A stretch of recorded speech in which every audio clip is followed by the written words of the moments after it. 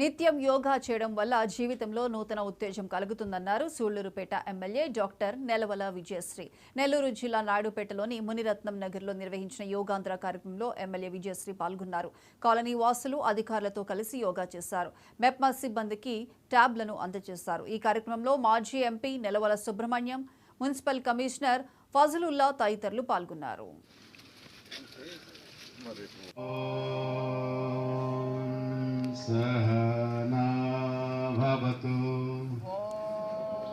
మన ముఖ్యమంత్రి శ్రీ నారా చంద్రబాబు నాయుడు గారు ఈ యోగాంధ్ర ముందుకు తీసుకొచ్చి ప్రజల ఆరోగ్యం కోసం, రాష్ట్ర ప్రజల ఆరోగ్యం కోసం యోగా ప్రతిరోజు ఒక అరగంట గంట మనము అలవాటు చేసుకుంటే ఆరోగ్యం మెరుగుపడుతుంది, హాస్పిటలైజ్ అవ్వాల్సిన అవసరం ఉండదని, అలాగే ఎంతోమందికి ఎన్నో రకాలుగా స్ట్రెస్ ఉంటుంది.